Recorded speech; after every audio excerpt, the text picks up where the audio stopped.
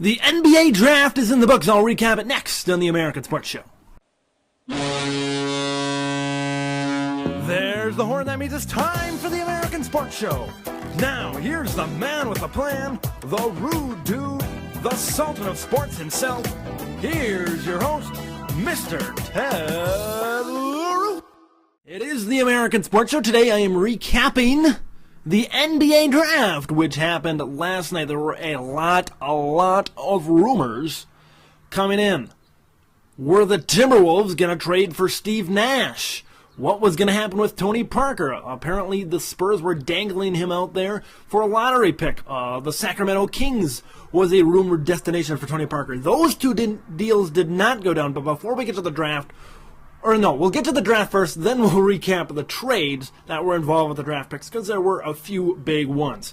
Obviously, Kyrie Irving, Duke point guard going first, had the broken toe early in the year, but Kyrie Irving came back, played okay prior to that Arizona game in the NCAA tournament. My personal opinion was I think Kyrie Irving might have affected the rotation. That Duke team was hot going into the NCAA tournament, but that's another story for another time. Kyrie Irving goes first. Cleveland building around that point guard. Minnesota takes Derek Williams, second overall. Minnesota has really been adding the pieces lately. They got Ricky Rubio to finally come over. Now they got Derek Williams. And we'll see where they can go, also with Kevin Love in that lineup. Utah Jazz took Enes Kanter out of Turkey. He was supposed to play for Kentucky, but NCAA stuff did not allow him to play for Kentucky this season. Enes Kanter, I think, is going to be the player coming out of this draft. A lot of people are going to say, why didn't the Cavs or Timberwolves maybe think harder about Enes Kanter? I think Enes Kanter is going to be a great player. I think Utah is going to have to build around him. And Utah also picked up Alec Burks, Colorado shooting guard, at 12. So I think Utah's got some good pieces. Enes Kanter is going to be a big guy. He can stretch the defense, can shoot, got a little bit of a range going out 17, 18 feet. And he's also got a pretty good inside post move. He's also got a good amount of athleticism to him as well. Here comes maybe the head scratcher, maybe not. If you see the New York Knicks pick, you might see a head scratcher there. But Tristan Thompson out of Texas going fourth overall to the Cavaliers.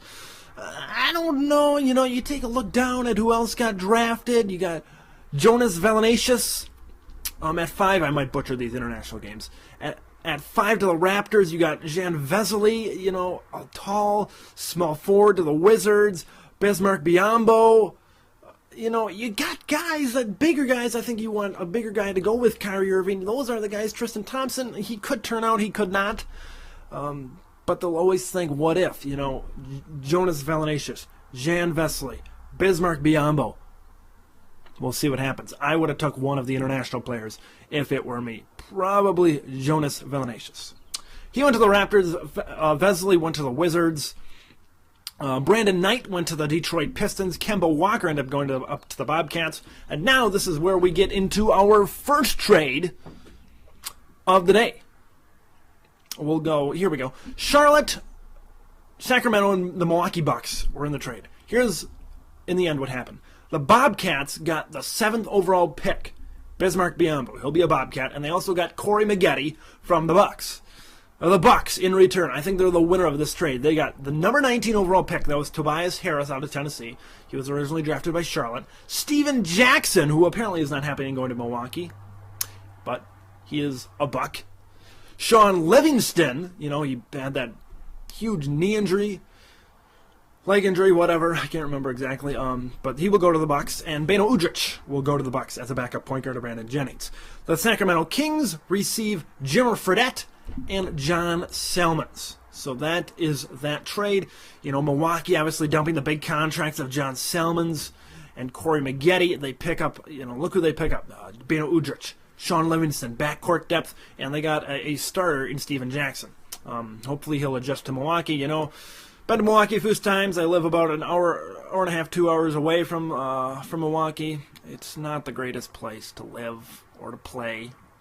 Bradley Center, not too spicy of an arena, but hey, we'll see if Jackson, maybe this is going to be a playoff team. You got Jennings, Jackson, Carlos Delfino shoot the ball out there, Delfrino, as they call him in Milwaukee, Andrew Bogut on the inside. We'll see what happens, but I think the Bucks got the better end of that deal.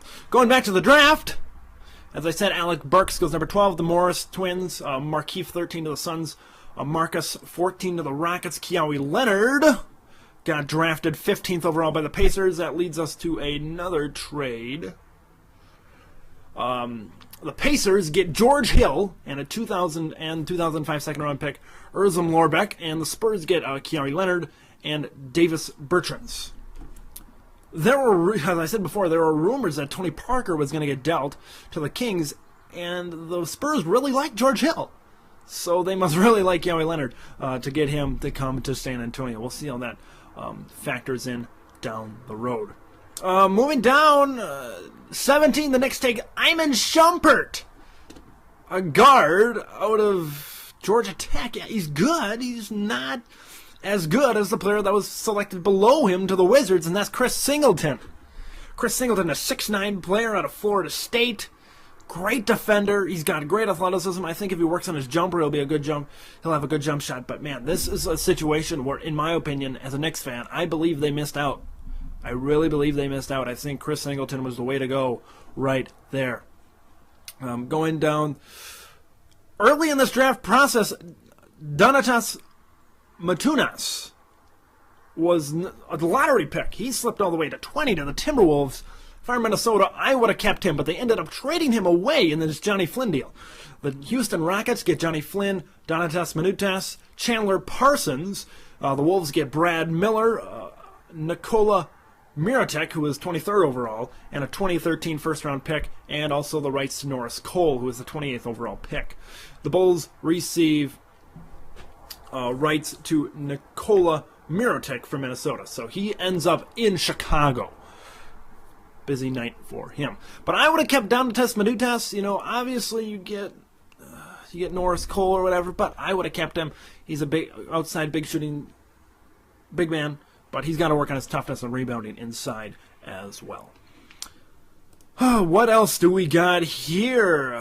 Trailblazers take Nolan Smith, 21st overall. And does that lead us to our next trade? No, it doesn't, but we'll talk about this trade anyway. Trade between Dallas, Portland, and Denver. I believe, yeah, they're all in the same division. The Blazers get Raymond Felton and the rights to the number 57 pick. It doesn't say who that is here on ESPN.com. But the Nuggets get Andre Miller, Jordan Hamilton, who was 26th overall, and future second-round pick from Portland. The Mavericks received Rudy Fernandez, who they once called Spanish Chocolate, and rights to 2007 draftee Peter Kopanen. So the main thing is here, Blazers and Nuggets exchanging Raymond Felton and Andre Miller. So Raymond Felton, that means the Nuggets invested in Ty Lawson at the point guard position. Youth going for the Blazers, they get Raymond Felton, they get another scorer. You take a look at what Portland has now. They got Raymond Felton, Brandon Roy, Gerald Wallace, LaMarcus Aldridge, Greg Oden if he comes back, if they re-sign him. This is going to be a good team, and a team that the Blazers just keep on getting better and better every single year. Also Marcus Camby, an older guy who can play defense and block shots very, very well. Recapping the first round, Jordan Hamilton went to the Mavericks at 26. But first round, you gotta like the Bucks, the trade that they made, try and get back to the playoffs like they were a couple of years ago. But as we go to round 2, Kyle Singler went to the Pistons, Shelvin Mack to the Wizards. Going down, John Lure. Yes, John Lure got drafted by the hometown Bucks. And I believe he is still, and it says nothing about him in terms of trade. So John Lure going home to the Milwaukee Bucks. Josh Selby gets drafted by the Grizzlies. John Diebler, sharpshooting man of Ohio State, gets drafted by Portland. And Isaiah Thomas from Washington gets drafted last in the NBA draft. So I like, in terms of this offseason, I like what the Bucks did. I like what the Timberwolves have done. David Kahn got Ricky Rubio to come. He got Derek Williams. He's got more depth. Brad Miller. And I think this is a team that's going to be very, very good.